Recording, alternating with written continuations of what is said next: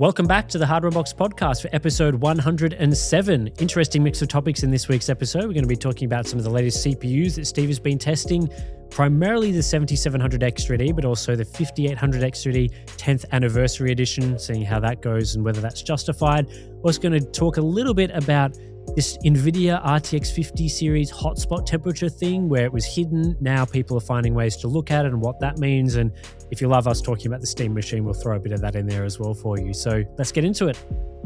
Good news, Steve. I'm not feeling as sick this week. So hopefully, fingers crossed, this will be a nice podcast recording, nice and easy on my throat. I won't have a sudden crazy sort of throat attack at the end of the recording session and we'll be all set and ready to go. So that's nice because we've got plenty of stuff to talk about as we've you might have heard in the intro episode. Should we talk about CPUs, right? Because that's what some things that we wanted to talk about. By the time this podcast goes out, your surprisingly embargoed review of the Ryzen 7 7700X3D will be out, a processor I did not think AMD would have a review program for, but they do.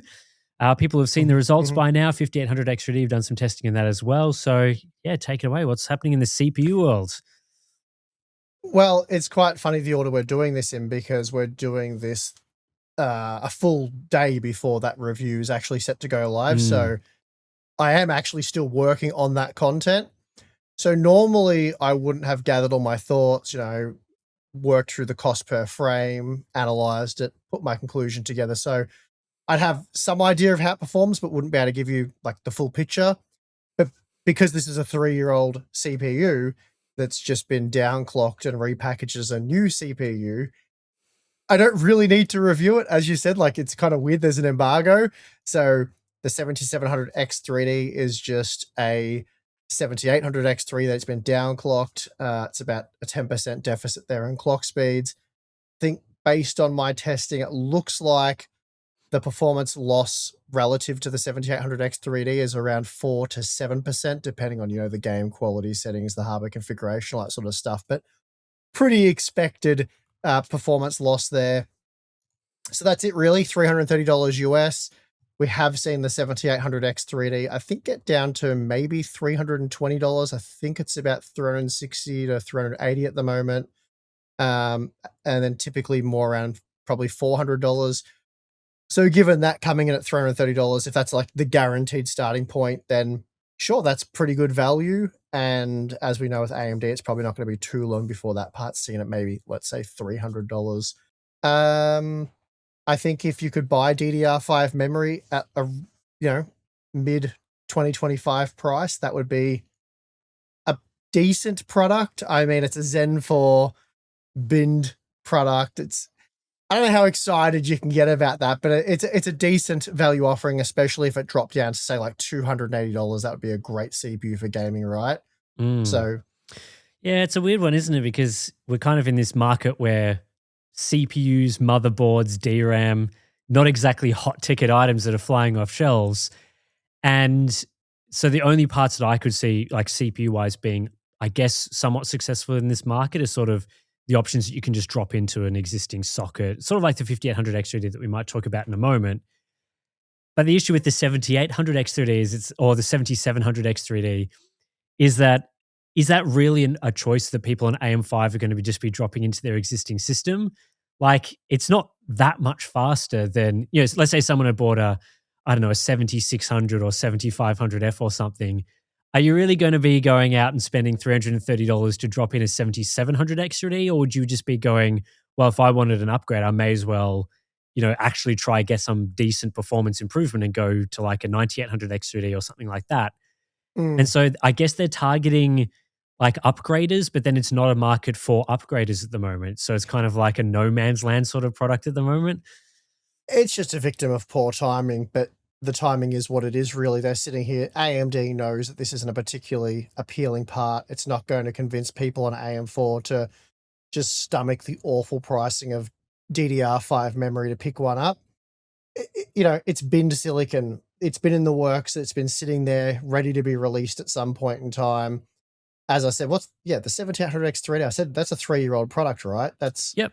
So how long are you going to sit on that silicon for to make a 7700X3D? They're going to wait another year, another 2 years. So they've just decided to pull the trigger on it. It is what it is. But as you say, it's not going to convince someone on AM4 to jump to AM5 now. Like, it's the worst time to make that upgrade.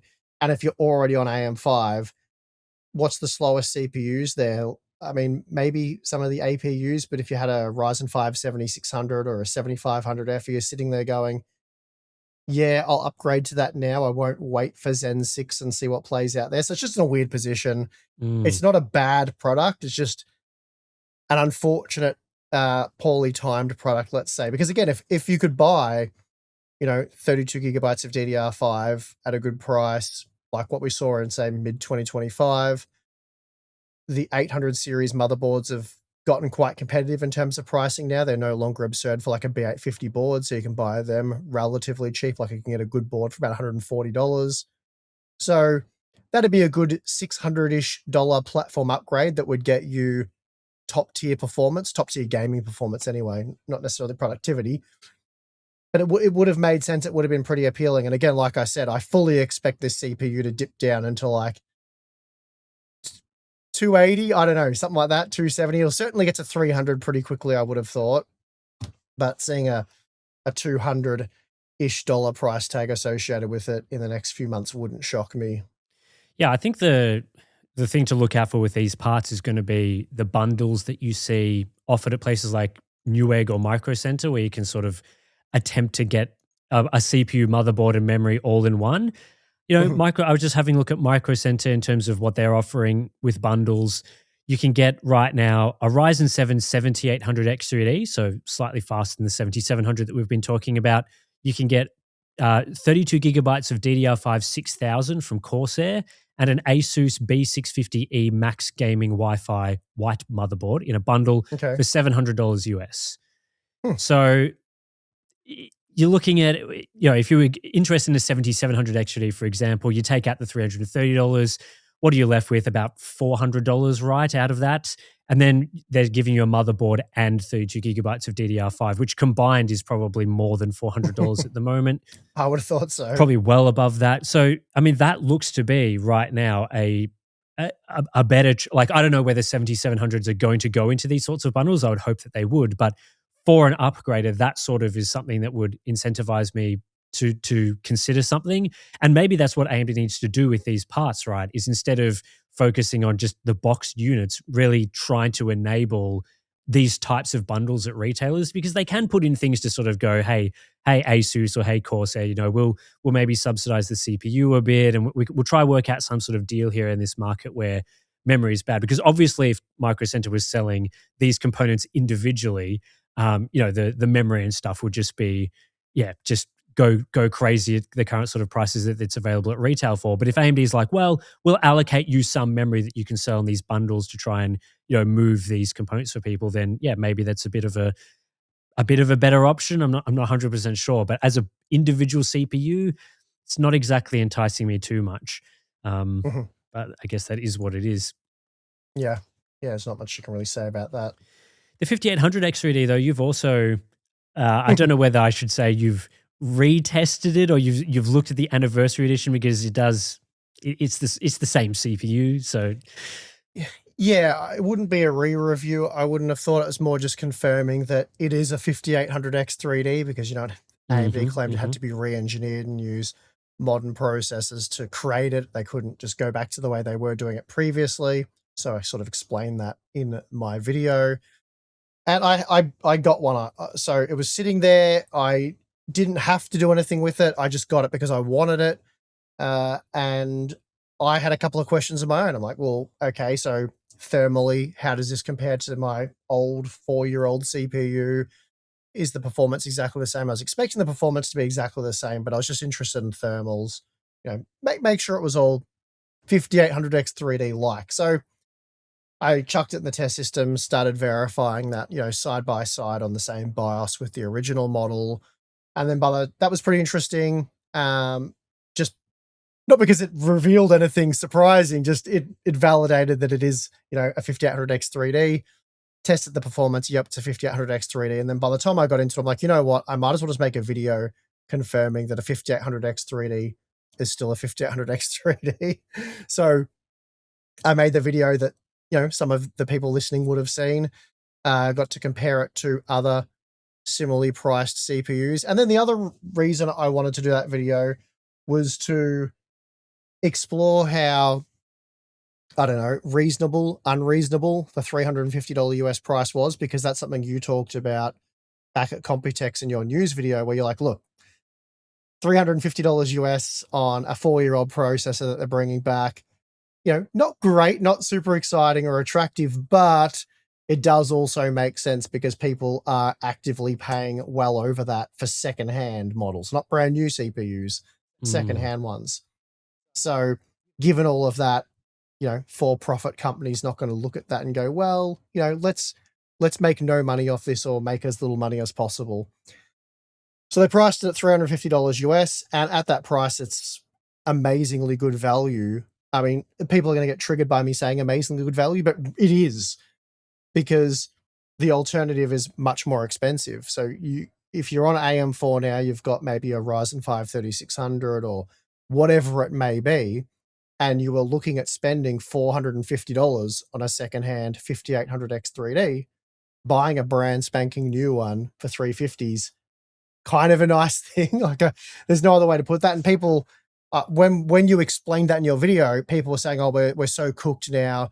People are idiots for paying $450 for these. They shouldn't be doing it. They're the problem. It's like, no, that's not how the free market works. People want more gaming performance in their computer, and they're looking at it sensibly, saying, what's the most cost-effective way of going about achieving this objective? And you, like I did in that video, you start pricing up $250K plus, new motherboard, maybe 16 gigabytes of DDR5 to go as cheap as I can there. Nope, that costs like, I don't know what it worked out to be, like $550, $600. It's in the video. I'll go with AM5 because I got the upgrade path, but it's the same thing. You need to pay, I think you can get a 9600X for $220 or something, but then you got to pay $230 just for 16 gigabytes of DDR5, then like another $140 for a motherboard. Before you know it, you spent significantly more money than $350 US. And not only that, you've had to install a new motherboard, ideally reinstall Windows to get the maximum performance out of it. And once you do all of that, the maximum performance is the same performance you would get from an in-slot upgrade with the 5800X3D. So you've spent all this extra money, which might have got you some modern platform features. It certainly gets you the upgrade path, but it gets you no additional performance. So it's an extra step for not really achieving anything apart from spending more money and time. So dropping in the 5800X3D, that'll see you through to Zen 7 maybe, or it might even allow you to skip the AM5 platform because we don't know how long that's going to continue on for. But at the very least, hopefully you are avoiding the DRAM apocalypse and not having to buy memory right now, which is so far the most horrible time there has been to buy memory in recent history. So that is why the 5800X3D at $350 US not only makes sense, but is a welcomed re-release for those of you stuck on the AM4 platform, or at least are choosing to stay there, because again, AM5 with like a 6-core, basically AM5 with a non 3D V-cache enabled CPU doesn't really offer you better gaming performance than a 5800X3D. Certainly not noticeably better anyway. Looking over my data here, the 5800X3D matched the 9600X exactly, which means the 9700X is going to be a whisker faster overall. So the 5800X3D has aged well because of that big L3 cache.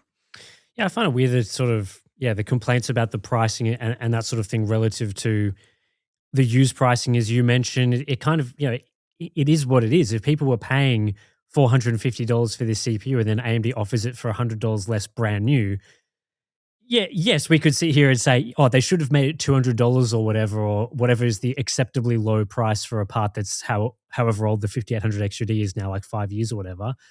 Mm-hmm. But it was $450. Like, that was the going asking price for that particular part because it wasn't made anymore, not manufactured. If you wanted one, hey, you had no choice really. If that was the place you had to source it from, was like eBay or whatever, no warranty, potentially used quite significantly over that period of time. It's just a much better option, it being offered at $350. And yeah, as you sort of point out, the performance is still competitive. It's not, CPU for CPU, the best value processor that you can get. But it's not like it's outrageously like, whoa, like you're getting stung for $350, because there has been times where older parts cost, a fair bit of money on the used market and they're not worth buying, but they're still available for a lot on the used market. Like Intel CPUs have kind of been in that position for a while now. Well, I'll just jump in and I'll say this, because it is quite nuanced and it does depend on how you're looking at this. Now, I'm not saying $350 is a good price.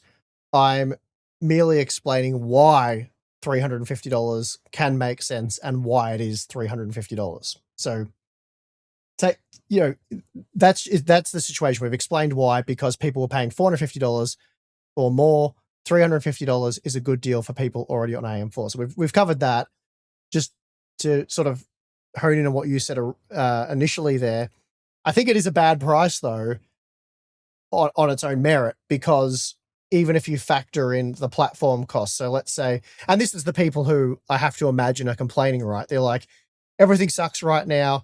I just want to go DDR4 because that's considerably cheaper, even though it's still inflated than DDR5. I want to see, AMD coming to the rescue with their best gaming CPU that I can then go and purchase and, build a system much cheaper.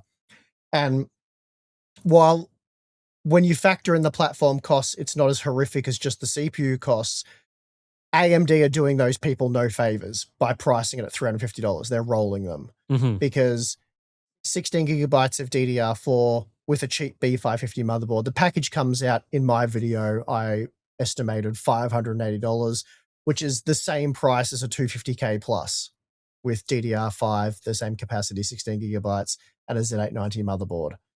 So if you're going to buy into a dead platform to try and save money, the 5800X 3D isn't helping you do that, because you might as well just buy a Qualtra 5 250K plus, or you can go to AM5 even cheaper, because you can buy a Ryzen 5 9600 with a motherboard and memory for less than you can buy the 5800X 3D with those two components.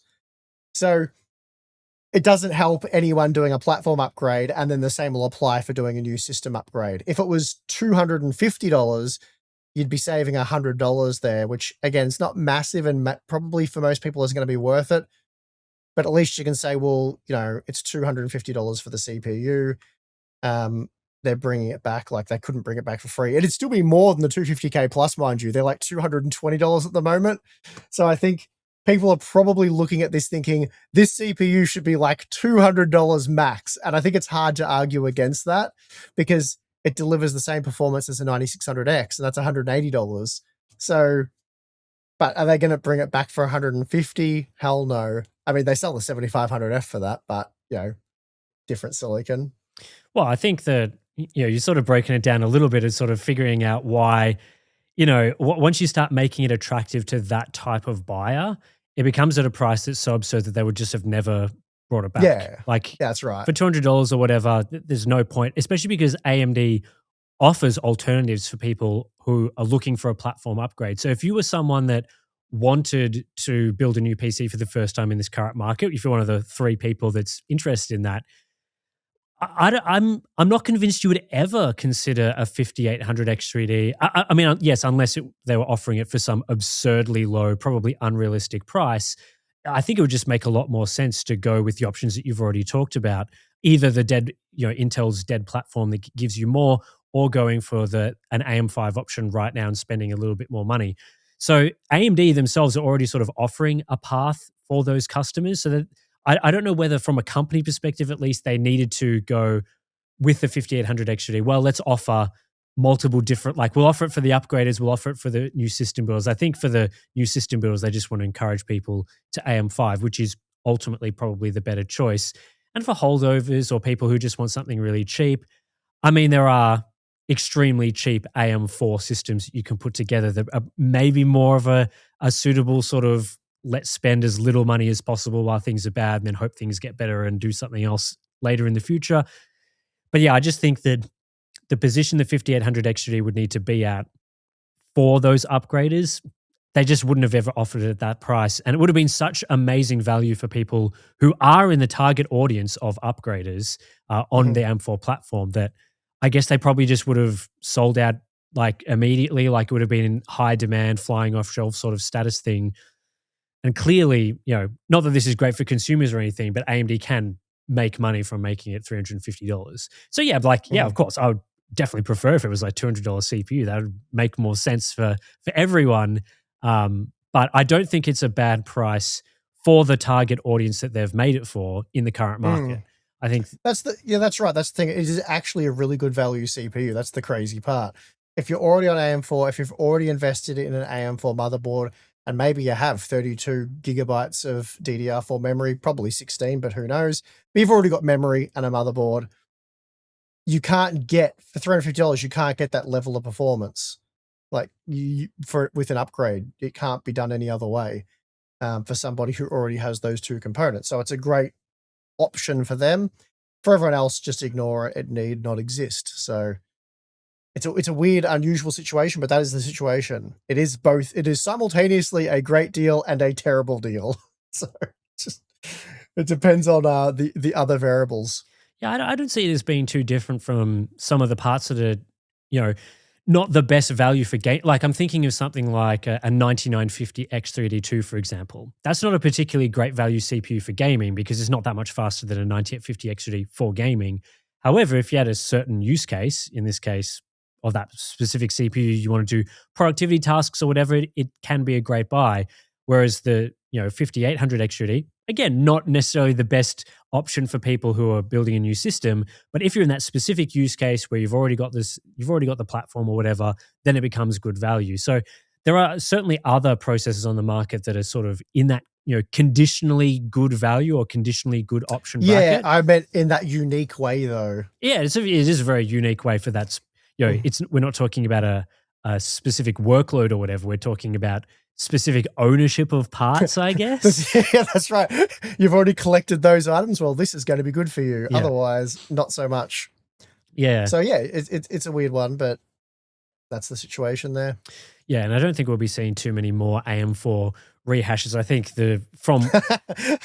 I joked in my video saying I expect later this year we'll be talking about some new AM4 CPU. They'll bin something else randomly because I was joking that this is a bin, the 7700 X3D in that review. This is a binned CPU of a 3-year-old CPU. But hold your horses. We'll be talking about a binned Zen 4 processor in the year 2030. So, oh yeah, for sure. What's going to happen? Yeah, they're going to keep making all sorts of different variants and slight overclocks. There'll be some XT models and stuff like that, and they'll claim that those are as good as the latest parts or whatever. Yeah, that's definitely going to happen. But we're not too far away from a new CPU generations. So I think in terms of the real platform drivers, sort of like what a 7700 X3D should be doing but isn't doing, driving people to new systems, building new platforms and that sort of thing. Yeah, we're not that far off from new generations of CPUs from both Intel and AMD. You're probably at the point now, especially where prices are really bad for like DRAM and stuff like that, that if you're already going to wait for DRAM and stuff like that, you may as well just wait and see what Zen 6 and the next generation Intel platform is going to offer, because we are expecting those parts at early 2027. We're in July right now, so probably about 6 months away. We'll start to hear some pretty concrete information on what those things are going to be offering. And hopefully by then, I mean, you never know, things could go the opposite way and things become even more expensive. It's really hard to make a call right now. But at least on the CPU front, we're expecting this next generation of parts to be a pretty significant improvement in many ways in terms of architectural overhauls from both AMD and Intel. So, I guess that just even weakens the 7700 X3D more. Yeah. Like that part should have been released however many years ago now. Mm-hmm. Yeah, definitely. It's a bit strange that they've waited as long as they have. I mean, I say that, but then it's not that uncommon for AMD to do what they've done here. But that's right. If given the memory prices, and you just wait at this point and see what Zen 6 and Nova Lake have to offer, because that would be more likely to be your next upgrade choice, one of those. Let's move into another topic that I think we both want to have a little bit of a chat about. This is a really interesting one. I saw on video cards that Hardware Monitor has restored the Nvidia RTX 50 hotspot temperature monitoring because I guess Nvidia hid this from the public to see in a lot of the monitoring software, or at least, the official sources and some of the APIs, I guess, that they were providing to other people. But now they've sort of brought this back, and people have installed the latest version of Hardware Monitor and are starting to uncover that actually, potentially, the hotspot temperature of their GPU is a lot higher than you could have inferred from the other GPU temperature reporting tools that were available previously. So I'm interested to hear, as someone that covers most of our GPU testing, what you think about this weirdness of the hotspot temperature not being available. Yeah, very weird situation. So when we started reviewing the GeForce 50 series, we noted that the hotspot or the junction temperature was no longer visible in the standard diagnostic tools like GPU-Z, MSI Afterburner, and Hardware Info. So that was odd. There was no real clarification as to why that was or what was going on there, the reasons behind it, or just how much difference it made. And it did lead to some annoying stuff with reviews because we kept getting people, especially when I do the head-to-head stuff, we commonly compare a Radeon GPU versus a GeForce GPU, and usually the focus is on gaming performance. People ask for like power figures, and we're like, well, they haven't changed from the review. And a lot of people want to see temperature stuff, and a lot of accusations as to why we don't compare. We used to do graphs comparing Radeon and GeForce GPU temperatures, and we phased that out a while ago. And one of the reasons was because it was just a sort of apples to oranges comparison. It was quite misleading. And that became more so with the GeForce 50 series because one company is reporting the junction temperature, and then the other is comparing more of like an average temperature across the whole die. So you just get wildly different results. There's no point comparing GeForce and Radeon temperatures, but despite that, a lot of PC enthusiasts still wanted those direct comparisons to be made. So that was really annoying for us reviewers. But where it became a really big problem was more for you guys buying the hardware because you couldn't properly diagnose why things may have been happening. So, for example, there were GeForce 50 series GPUs that were appearing to be thermally throttling. So frequencies were diving down, despite the fact that the GPU is reporting to be running at like 80 degrees, which is relatively cool, especially for a power-hungry high-end GPU. And I think it was a Brazilian GPU repair team. They were testing out, I think it was obviously a GeForce 50 series GPU. I think it might have been a gigabyte model. And I believe it was reporting a temperature of around 80 degrees.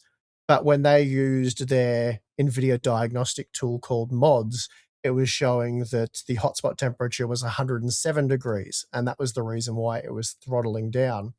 So at that point in time, NVIDIA had a lock that restricted API access for third-party Windows software. So you couldn't read the hotspot temperature despite the fact that it still existed. Because like I said, initially when it was discovered that, say, MSI Afterburner couldn't report the hotspot temperature, we didn't know why. Like, we didn't know if it had just been the sensor had physically been removed, it no longer existed, which would seem weird that they weren't monitoring that because it's a critical thing for the GPU to know how hot it's actually getting in the hottest of spots. It would make no sense either, because if they're calculating an average from multiple sensors on the die, then they could easily figure out the peak temperature reporting from one of the sensors. So there would be no real reason why that wouldn't be accessible. Yeah, so it was a bit of just, there was no clarification on what was going on there. And then when this video came out, because these guys in Brazil made a video that was placed on YouTube that got a bit of traction showing that, look, here's what MSI Afterburner everything's saying this GPU is running at, but it's not performing as expected, and that's why the customer sent it into them, and they can show that the GPU is actually running at 107 degrees, which is why it's having the performance-related problems that it's having. And I think they needed to repaste it or whatever. Again, it wasn't in English, so I didn't watch the full video. But since then, and that story, it's kind of this weird situation because just in the last, I think it was 6 or 7 hours, CPU ID, who make Hardware Monitor, which is software we don't use because I don't believe it has overlays or anything like that, like Hardware Info does. So not to be confused with Hardware Info, Hardware Monitor with their version 1.65 added support to read the hotspot temperature. There's actually 2 hotspot temperatures. It's unclear if they're like 2 of the hottest temperatures on the GPU die, or one of them's the GPU and maybe one of them's the VRM or something like that. Not exactly sure, but they've added it now. But how they've been able to add it is unclear. So if you download Hardware Monitor 1.65, you can now see the hotspot temperature of your GeForce 50 series GPU. But I don't know how or why this has come. It's just unclear if Nvidia has quietly restored public access, because previously, if you tried to access the sensor, and I think Hardware Info were doing that originally when the GeForce 50 series came out, it read something like 255 degrees because it just didn't work. So they ended up removing it from the software because the hotspot didn't read correctly. But now they're not blocking that, whether that's done at the driver level, or so if you install an older driver, it's still blocked. I don't have this information yet because this is a story that just popped up this morning. What I did do though was I quickly installed 2 of my 5090s in our test system to see what they actually hotspot two whole 5090s over here, Steve. Oh, how fancy of you. Well, I had to get them from under my kits of DDR5 memory. So sure. Paperweights at the moment, aren't they? So anyway, I installed the Asus Astral RTX 5090, which we've been using for a lot of our testing. And that card is pretty quiet. It's quite quiet, but it runs at just 64 degrees as the peak GPU temperature, at least in the particular test I was running. Now, I've only tested one game. It was The Last of Us Part 1. I'll have to do additional testing. But previously, when I ran that test, it reported 64 degrees. And I rerun the test and I got 64 degrees for the GPU temperature, but the hotspot was 82. So almost 20 degrees hotter. I then threw in the Gigabyte Stealth RTX 5090, and that saw a GPU temperature of 72 degrees, 72, but the peak was 93. So that's certainly getting up there. Not 107, but it's getting up there, and that card's barely been used.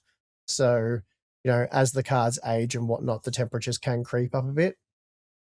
So, yeah, that's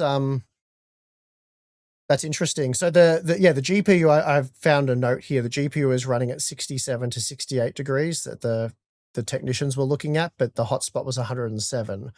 So you can get massive variances there. Mine are more, it's usually about a 20 degree sort of difference you will see between the average temperature and the junction temperature, which is what I'm seeing on my 2 cards, but obviously it can blow up way past that depending on, how flat the cooler is, how well it's mounted, contact pressure, all that sort of stuff.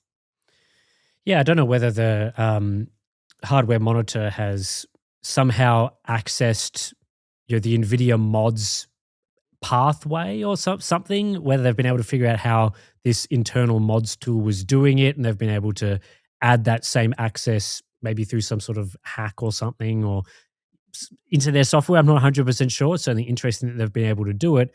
I would have thought that for people who are sort of needing to read temperatures, right? Because, temperatures, you don't really need to know what your GPU is running at most of the time if things are going fine. The temperature is what it is. It doesn't really matter too much.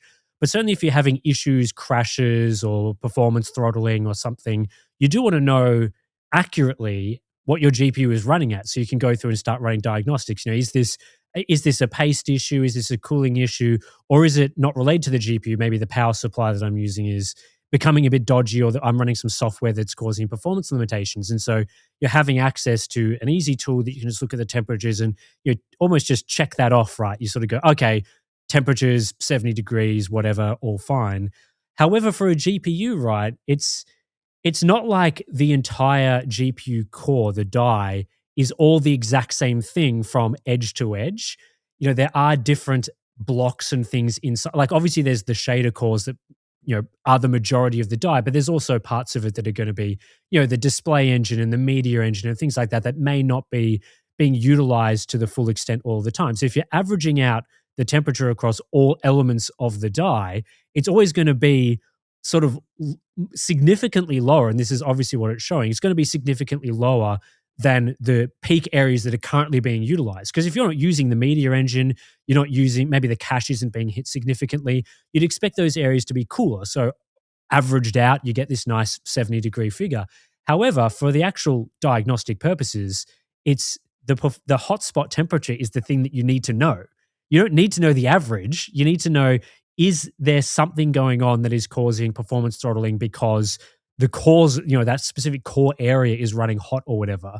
And so by hiding that, you're just making it harder for people to repair their parts, basically. Like if your 5070 Ti, whatever, was throttling, you might need to take it to a repair shop because you have no idea what's going on. Whereas if you had access to this tool, you could have been looking at it and going, well, I should just do a repaste or remount the cooler or try and figure that out first before I start spending money on repair shops, or even worse, having to buy a whole new graphics card, which at the moment is, just like a really bad time to do that. So I don't know, was Nvidia hiding this because there's the nefarious option, right? They don't want people to know what's going on. GPU breaks, buy a new one, better for Nvidia. But also maybe were they getting a lot of reports that GPUs, the hotspot temperature was too high for people's liking, and so they were sending in reports or complaining about it or something like that. And so they're like, well, a hotspot temperature of 95 degrees is actually fine. The GPU is running fine. So please stop sending us these annoying messages about how hot our GPUs run. I'm not sure, but I feel like overall it's a negative for the user to not have access to that feature. Absolutely. It definitely is.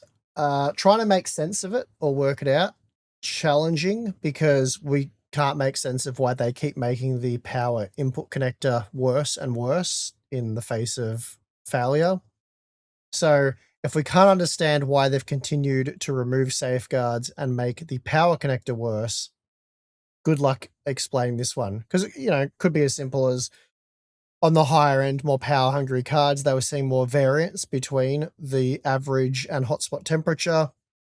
People were complaining, wanting to warranty cards because their card was running 10 degrees hotter than their friend's card or what's reported widely online. So therefore it's defective and they want their money back, despite the fact that the average temperature is within a couple of degrees. So that would be annoying for them. So they just remove it. It could be as simple as that, or, there could be more behind it.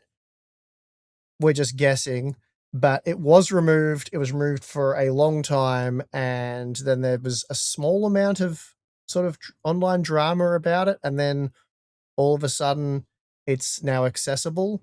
So are they going to remove access with future driver updates, or are they okay with people now being able to access this thing they hid for so long? Very weird situation. It's just all come together in the last few days where, people were aware of it, people wanted to read it, and now they can.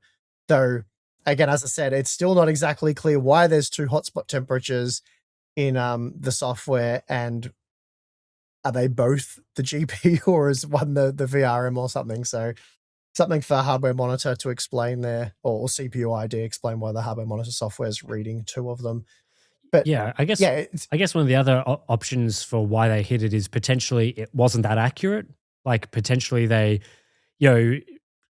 had some sort of hotspot measuring tool, and then when they were testing out the 50 series, they were like, this reporting, we're not super happy with how this is working out or something. And so they hid it from public access and made it available only for technicians as sort of like a check option. I don't even think it was available for technicians at all. I think my understanding is nobody but Nvidia and their direct partners had access to that. So like ASUS would have access to develop their GPUs and test their coolers, because obviously you need to make sure your cooler is, cooling the whole GPU correctly. I was under the impression that an ASUS or, an MSI or whoever else had leaked the software to a technician who then leaked it to other technicians. Okay. Yeah. So I don't think it was like a developer tool type thing. I don't think, I could be wrong, but my understanding is that wasn't the situation. So it's more like an internal tool for developing the GPUs themselves, like ASUS or whatever. Yeah. As opposed to something that NVIDIA is like, hey, if you run a technician shop, because that would make sense, right? Because if technician shops had wide access to this tool, right, you'd It's out in 5 minutes. yeah, everyone would have been using it. People would have been Yeah. integrating it into hardware info and hardware monitor well before now. But yeah. Yeah, so I think that the hardware technicians, however many of them had it, only got their hands on this, Nvidia diagnostic tool called Mods very recently, like in the last few weeks. Right, So okay. prior to that, nobody had the software and they only got it. That's my understanding. I don't know for sure, but I believe that's the situation. You've also seen some news recently about our favorite hardware product, the Steam machine. As long as you don't make me talk about gaming consoles or physical media this week, Whoa, Tim. hang on a moment. Are we counting the Steam machine as a game console and therefore you will be a hater and you don't want to talk about it? Or are we counting it as a PC, in which case you do want to talk about it? So decide right now, Steve, which is it? Yeah, it's a tough one to categorize, isn't it? It's like a laptop desktop. It's got all the disadvantages of a laptop as a desktop. But it does have Steam OS, which is really cool. I wonder if what Jared would think about that, you calling the Steam machine a desktop laptop. I'll have to reach out and see what he has to say about that. Yeah, I'll have to get him for comment. I mean, I do 100% agree with you about it being a sort of laptop type product. Don't do that. We'll be doomed if you 100% agree with me. Oh, well. Anyway, the thermal performance of this system is something that has come up recently. You've seen something. Do you want to talk about how this thing is running? Because I guess one of the benefits people were talking about, right, was its compact, quiet nature. That was definitely a big talking point. And also, just as an aside here, you know how we were talking about HDMI-CEC and how I was sort of saying that this wasn't a huge selling point and a huge issue, huge feature of it? Man, a lot of people seem to want HDMI-CEC as an actual feature. We got nuked on that, man. Apparently it's a thing that you need, you have to have. And apparently it's worth paying way too much money for way too little performance. That feature alone justifies everything. Well, I'm just surprised that this feature works well for people, because on all the equipment I have that uses HDMI-CEC, it works like crap. It never works. I turn on my, so for example, I've got an LG OLED TV, I've got a Samsung soundbar, and I've got an Nvidia Shield. So that's your mistake. LG it just does not like playing well with anything but LG stuff. Is it with the case with all products? I don't know. My LG TV, I've got an OLED. But is it the LG TV sucking, or is it HDMI-CEC sucking? Well, I did a fair bit of reading, dare I call it research, about this, and I found Reddit threads and forum posts of people saying they had various different TVs and CEC sucks. Like, it causes them problems, things turn on when they shouldn't. And boy, oh boy, did they get unhelpful feedback. People were raging in the comments, saying their experience is unlike theirs. CEC is amazing. It's like a skill issue, bro. Those kinds of comments were the replies. It's People supposed to were just not work. happy. There's not supposed to be any configuration. It's supposed to literally be a plug and play feature. I don't know. I'm not sure on that one. As I said, I use my home theater PCs just fine without it, but apparently I'm doing something very technical and difficult there, which I wasn't aware of. Like, I would say it works 50 to 60% of the time it works. So I turn on my Shield, it turns on soundbar and TV, works fine. The other percentage of the time, one of the devices won't turn on. Maybe it'll turn on and then turn it to the wrong input. I was having some annoying things where I was watching, I think, the World Cup. Yeah, the World Cup. And I was watching that over the old-fashioned method via the TV broadcast aerial, right? Because I've heard of those. And this is just local broadcast stuff, right? Normally, I would use the streaming app for SBS. So our broadcast here, SBS, has the rights to the FIFA World Cup.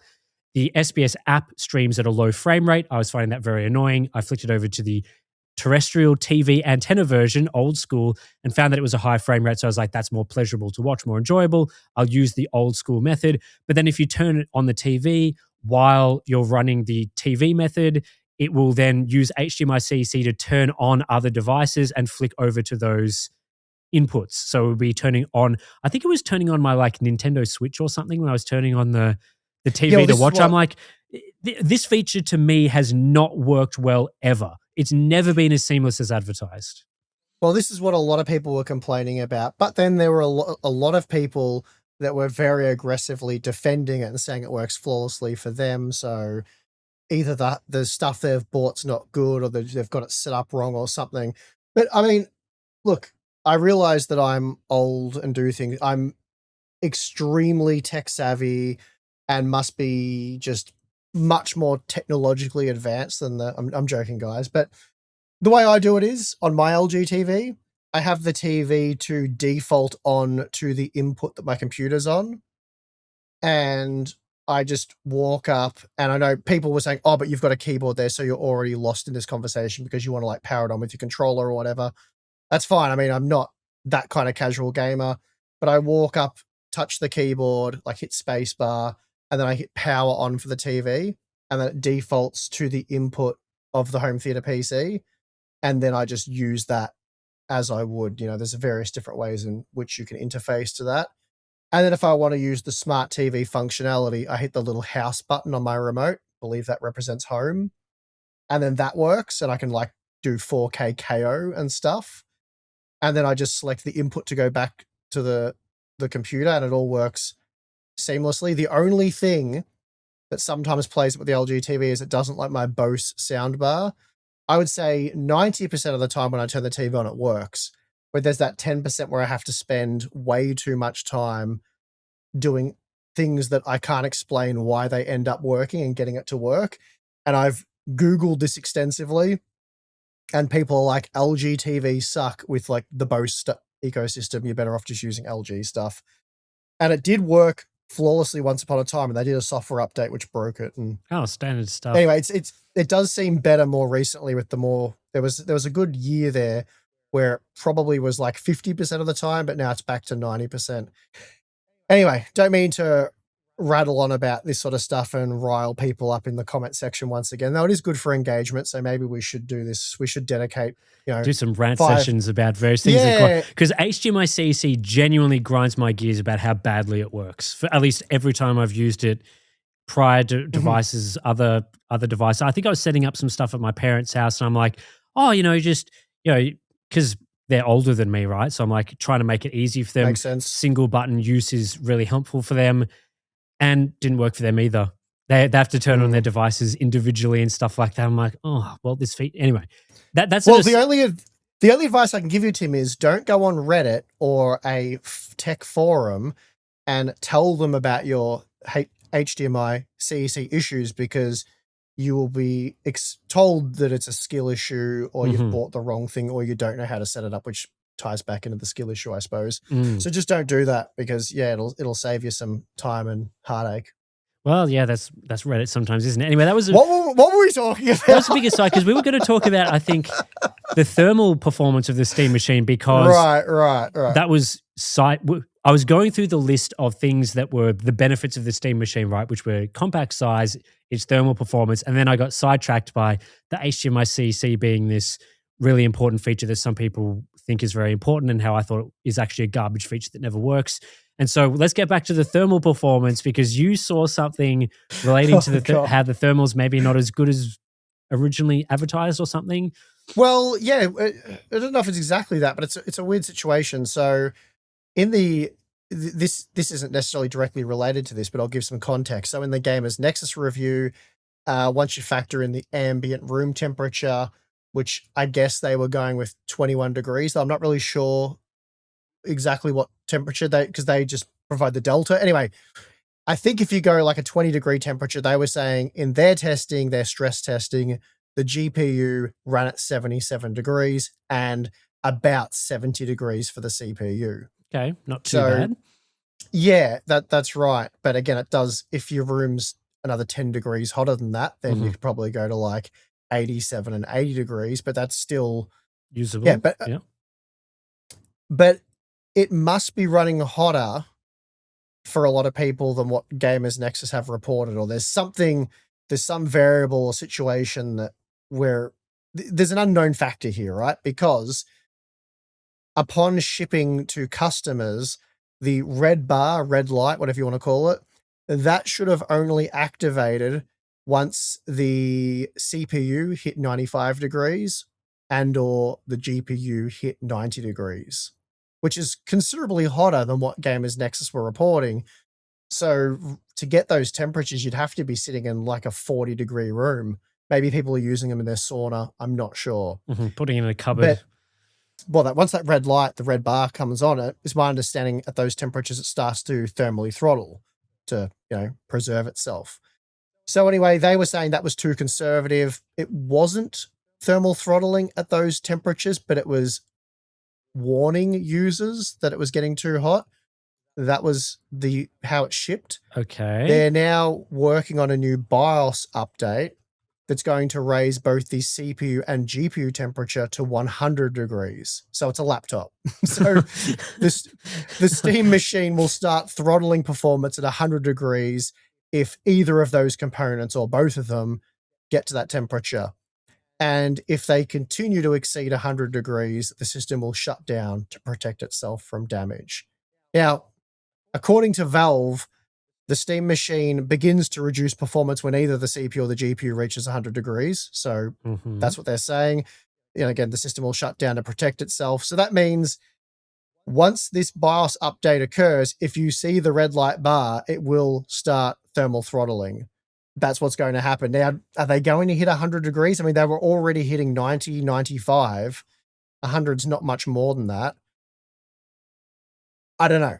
I'm not sure how common that problem was. But the takeaway, I guess, is the Steam machine's not that cool. It might be quiet. It's probably too quiet based on the temperatures we're seeing. It should, in fact, be louder because it's running excessively hot.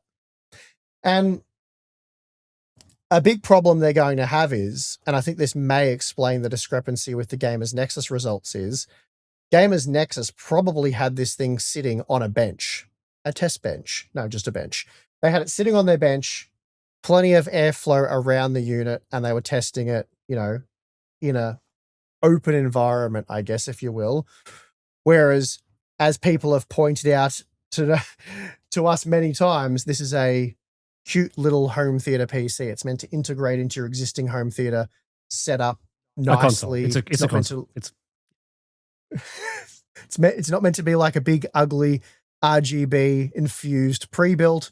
It's this little system that sits in. So I wouldn't be surprised if people are putting them in like home theater cabinets or in little nooks in home theaters, or pushing them up against things that is blocking or reducing airflow or is creating hotspots, and eventually they're overheating that way. Kind of like, people put laptops on their lap or on a bed and get airflow underneath and it starts to cook itself. Maybe that's what's going on here. And that's why we're seeing them hit 95, 90 degrees and start to thermal throttle.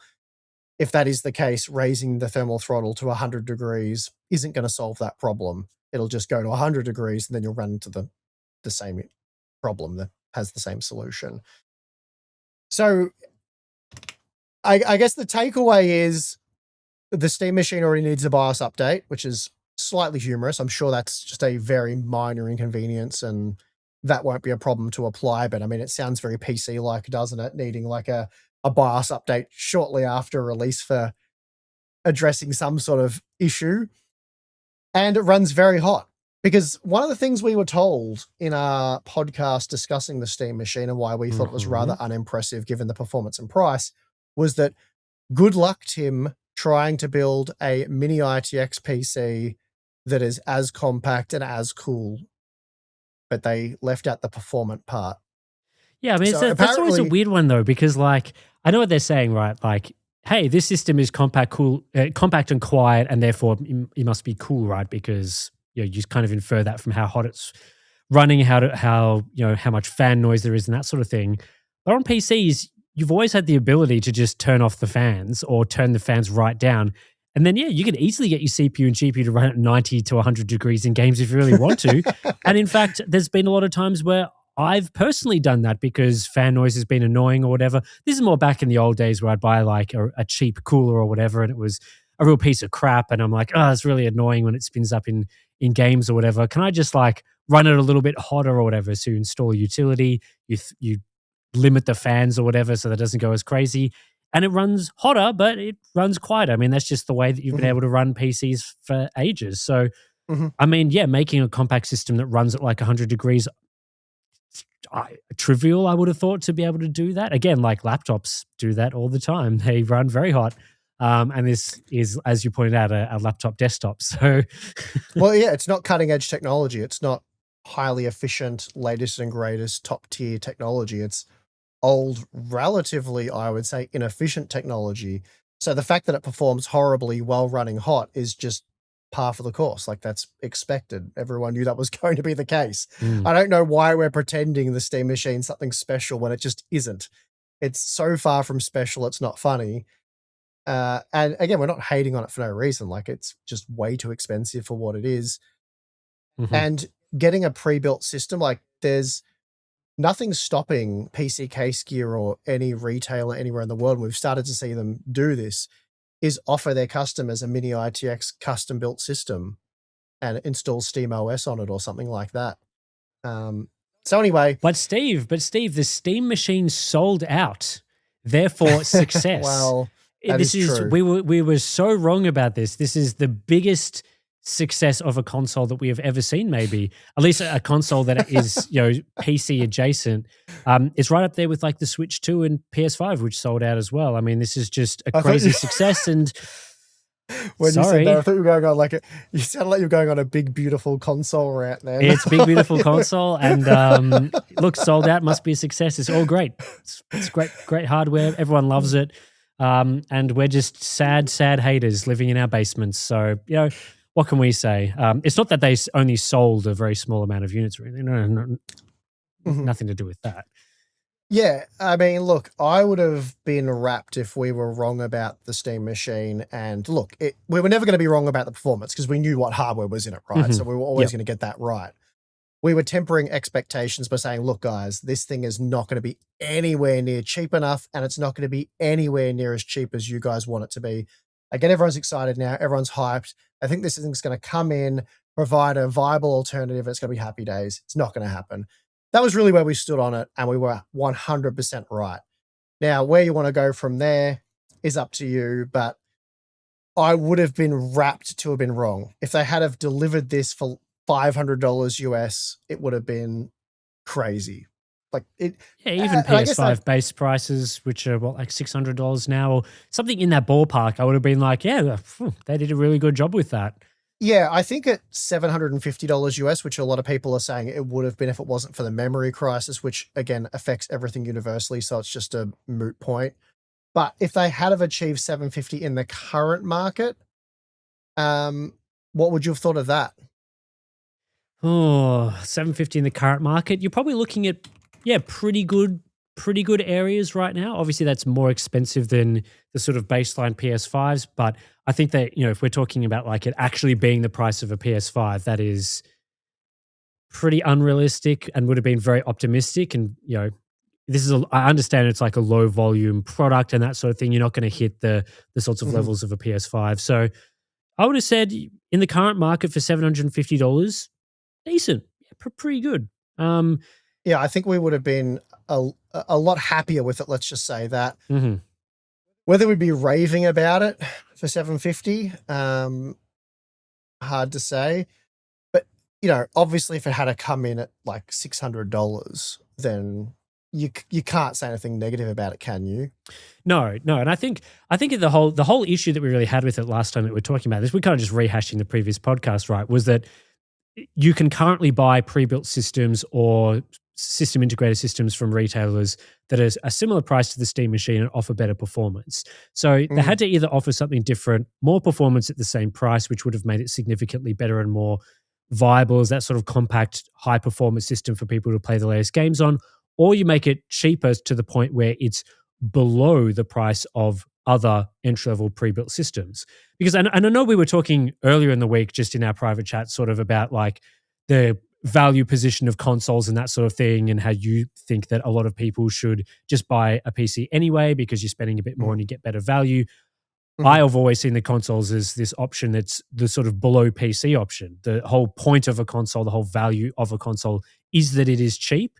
And so if the Steam Machine was in that price range and it was cheap, no issue with it. It's in fact, if anything, it would be good to have an entry level, really affordable option for people to get into the PC side of things, where they can start building up a nice library of Steam games and other games that they can then over time migrate to higher performance systems. Because if you buy into the PS5 ecosystem and then you want to go to a PC later, there's no transferable games whatsoever. So if the Steam machine was even like $750 and it's not quite as cheap as a PS5, you're kind of offering something like that to people. But you're just not at the current price. So, yeah. Yeah, it's kind of the irony being that we were arguing about, you and I have a slight difference of opinion on that crossover point on pricing, because, I did a bit of research on it, and people who buy PS5s, the game they primarily play is Fortnite, which is a free game. So you were sort of saying that's a really good value system then, because it's the cheapest way you can play Fortnite, which is actually true.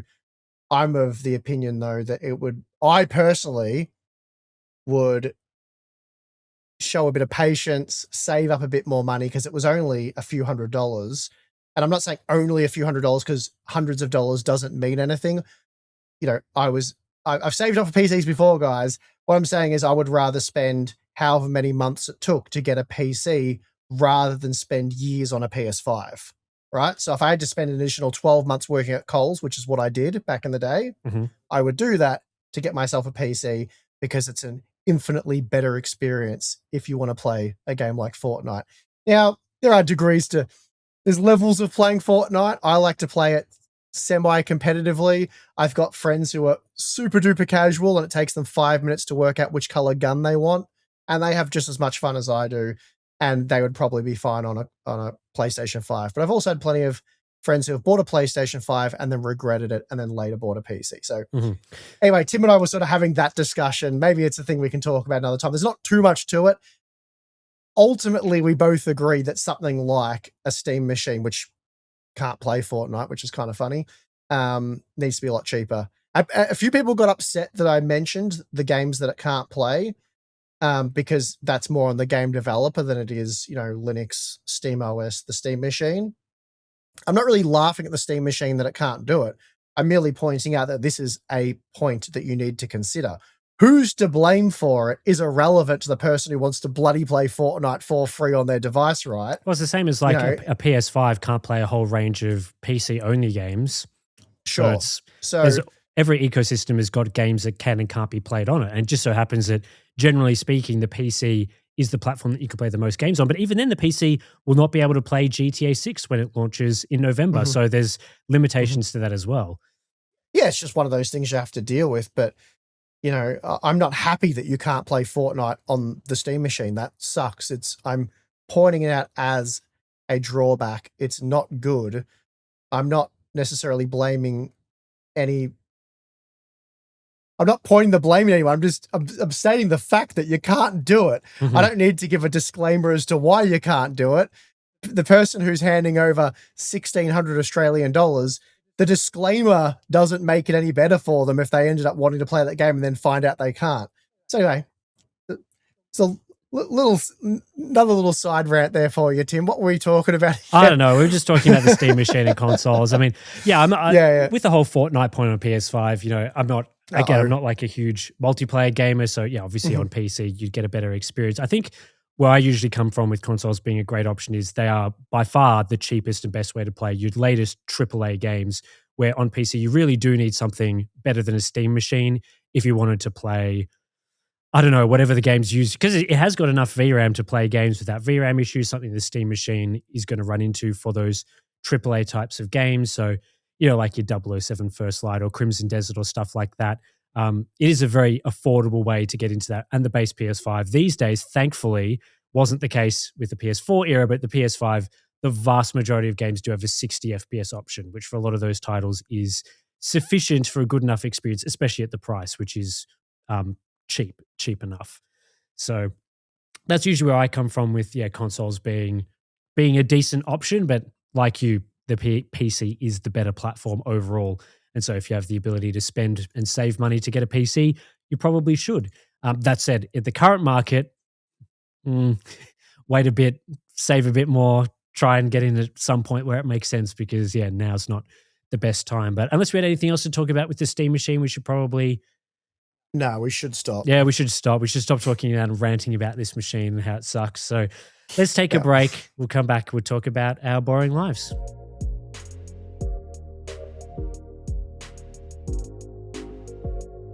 All right, and we're back. Steve has told me he's got some exciting topics to talk about, very exciting stuff. He promises me it's not golf or watching grass dry, so get into... Well, I said it's boring. It's not exciting. I'm watching grass dry. What does that even mean? Did I mean watching paint dry and watching grass grow combined into one? You could watch plenty of grass dry at the moment in my backyard. I don't know how long it's going to take for you to get dry, but I've actually been watching my grass dry for weeks now, wanting to mow it. And so far, no success. It's still wet.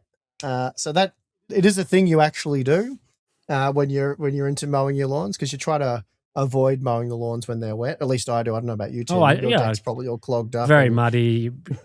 Machine can get stuck in the mud and sliding around the joint. It's not great. You check to make sure it's wet enough so you can have fun doing it.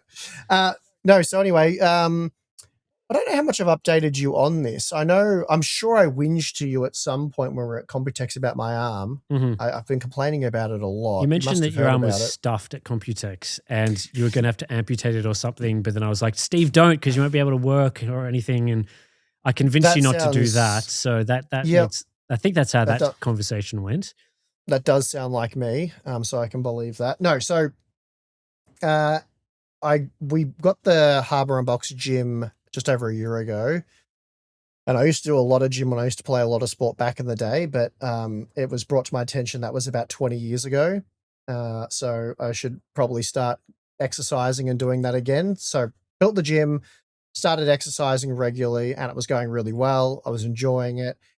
And at the start of this year, started to become a bit less fun because my right arm was causing me all kinds of grief. And I was seeing a physio, and initially he was just saying, when you're doing your bicep curls, probably squeezing too hard, which, I didn't think I was, because I sort of know how to do this stuff anyway, sort of paid attention to it. And Balin's, trained as a PT and loves all that sort of stuff. He's done bodybuilding and that, so he's very much around it, and he was watching my form and he said, I'm doing it all correctly, so I shouldn't be having any problems. I didn't think I was lifting too heavy, but I was pushing myself pretty hard through the sets. Anyway, I continued to push through the pain and just put up with it because it was really only bad for certain exercises. And this was like the start of this year, January. And I kept sort of mentioning it to the physio, but he was working on sort of other things. And then we got to a point where he was like, he sort of diagnosed it as tendonitis. So we started treating it as that, but it just didn't go away. And if anything, it kind of got worse. So started doing like CT scans and stuff, which were inconclusive. Long story. Then I went to Computex, and it's a weird one, right? Because it's just a certain muscle that I was having the problem with. Or at first they thought maybe it was a sort of a more rare condition where I had a nerve entrapment within the bicep. So we sort of did all the tests for that. I guess I'll just get to it. Long story short, I went and had an MRI a few weeks ago, and I have a rather large 20 millimeter tear in my brachialis muscle, or it's actually the tendon. So I think it's like a small muscle between the bicep and the tricep. But it at the moment, that's what it's been diagnosed, or at least at the moment, that's what I have. I have a tear there. The physios doesn't seem completely convinced that's the only problem because it hasn't healed over the last 7 months, and I haven't been doing bicep curls now for about 4 or 5 months. But some research I've done says this can take like 9 months to heal. So I don't really know exactly what's going on, but the physios now, I went last night, has started treating what the MRI tech has diagnosed as the issue, and I've seen my doctor about it and stuff. So yeah, apparently I pushed a bit too hard on those sets there, Tim, and managed to tear the tendon. Wow. A 20 millimeter tear. So apparently it's quite a big one. The physio said it would be extremely painful. I wouldn't say it probably was extremely painful around the time we're at Computex. But again, it's just a weird one because it is that brachialis tendon. If generally moving my arms and doing day-to-day stuff, it's not too bad. Occasionally it'll hurt if I pick up a case. But it's if I twist my wrist at a certain angle and lift, that like activates it, and that really hurts. But again, over the last 2 weeks, I reckon it started to heal in some capacity. It's got a little bit better. It's not as sensitive. It's not as inflamed. Today, though, it's quite sensitive because it got worked over by the physio last night. So that usually makes it a bit tender for a few days. So we'll see how it goes. But anyway, they said get healthy, and so far it's been quite the mission. Well, that stuff can happen. Yeah, the last update that you'd shared to me, and this was not on, I don't think we talked about this on the podcast at all, but at Computex, the current working theory that you had was the entrapment of a nerve or something within the muscle, and that's what you thought it was. And you said that you were seeing a bit of improvement towards the end of the show or something, and maybe it had just gotten into a slightly better position or whatever. And I was like, okay, well, if it's improving for you, that's good. But yeah, if it's an actual tear, so you don't need to, it's not like surgery level stuff, is it? Or is it just hope that it improves? That's not, well, not what I've been advised by the doctor or anything. It's just a don't use it and it'll heal type situation. So I haven't got a huge amount of clarity around it. Again, the physio seems to think there's something else going on there. So I've got to go, I think it's booked in for like 3 or 4 weeks. I'm doing nerve testing. So I'm going to get all that tested out. And so. Fun. Yep. Anyway, I mean, it's annoying. It's gotten a little bit better, so that's good. But at least we're making some progress on what the problem is. And when I can eventually get back to doing bicep curls and whatnot, I'll just have to do much lighter weights and probably keep the reps up a bit. But yeah, I probably got into it probably a bit too aggressively initially because I was really enjoying doing it and having fun with it. And yeah, not being able to do it now for 4 months has kind of really been annoying. So I'm doing all the other exercises and stuff. Like I can do bench press just fine and heaps of other stuff. But yeah, like chin ups or anything that requires that sort of motion, like a bicep curl type motion, just it's no good at all. Well, yeah, hopefully whatever diagnosis you've got right now is the cause of it, so you can head down the path of recovery and all that sort of stuff. You wouldn't want it to have it misdiagnosed again and have it not really solved at the end of the day. So hopefully that is actually the cause, and yeah, things can sort of get on the mend from now, because that'll be nice for you. Yes. Yeah, well, like I said, at least day-to-day stuff, like sitting here chatting with you, doing the vast majority of my job, day-to-day activities, it's really a non-issue. It's actually just a major problem if I want to work out. And I built this gym, I would like to use it. They still got a sauna and stuff that you can enjoy. I'll just sit in the bean bags in the sauna. That's how I'll use my gym. Yeah. Well, not much has been happening out this way at the moment, so it's good that you had at least something to report on, because so far it's just really been. When did we record the podcast last week? It was like Thursday or something last week. I can't quite, or maybe it was Friday morning. I think it was Friday morning. It was really early. I felt terrible. Yeah, same. Yeah, I feel a lot better this week. I still got that dry, scratchy throat and very, very dry constantly. I talk for like a minute and I can barely words again because my mouth seizes up. But last week wasn't fun. Yeah, it's just been work since then, really, because I was working on the Assassin's Creed Black Flag recent coverage, and then there's been a lot of monitors that have arrived at my doorstep recently that need to be tested quite soon, stuff that's just about to come out, which you'll see on Monitors Unboxed over the next couple of weeks. So it's been, just getting into that as soon as possible, and really not much time to do other stuff at the moment. So I do not have too much to report at the moment. So it's good that you had a couple of topics, because it's just been work for now. Yeah, that's the worst thing about either working in a small company or being self-employed, or maybe just work in general. Like when you get sick, you get to lay in bed feeling sorry for yourself and miserable or whatever you do. Mine's mostly feeling sorry for myself. When you get back to work, it's like all the work's still there plus more. So you've just lost time. Yep. So you end up just, no time for watching grass dry. You've got to get on with work. And that's just on top of it. There's a lot of other roundups and stuff on the monitor side that I'm still working on. Like I've got some QD OLED roundups and stuff, some LCD roundups, and then just these testing of new monitors that you would have seen at Computex and CES. That those types of products have come in recently. So big time for monitors, which is kind of good that not much is happening on the PC hardware side of things. Though still got some content in the works for hardware unbox as well, of course, but. Sort of monitors are keeping me busy and excited, because if I had to sit there being like, what CPUs and GPUs can I be testing at the moment? The answer is nothing new, and nothing new on the horizon. So Yep. Although there's some new GPU, like we're still expecting Nvidia's new ray reconstruction soon, and then DLSS 5 at some point. Although my interest for that technology is virtually zero, so making that content will be amusing. Well, I would say my interest in it's actually really high at this point. It's more so now, given the backlash and that Nvidia's had to go back and think about it. The story around it is more interesting than I'm finding than like, am I interested in using DLSS 5 for my personal gaming? Not based on what they've shown so far. Whether or not that will change, I'm not sure. But the story around how you sell a technology that people thought was widely garbage when it was first shown is, interesting. Yeah, well, like I said, that makes it all the more interesting, doesn't it? In a way, yes. Although trying to motivate myself to cover it, but then also, I don't know, it's going to be an interesting one. We'll see how it plays out. We'll see how it plays out for sure.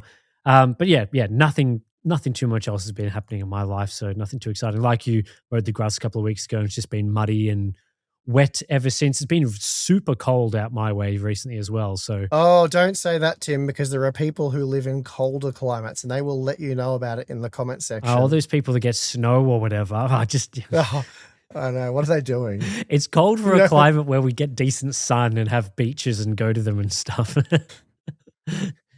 Anyway, that'll do it for this week's podcast episode. Thanks to everyone that's listened to the end. As always, if you want to get the supporter feed, which is ad-free, you'll be able to get that via our Patreon. You can sign up and get access to that, as well as all the other benefits like the Discord chat and BTS content and all the usual stuff that you hear about in all of the Hardware Unboxed content. So sign up to that if you're interested.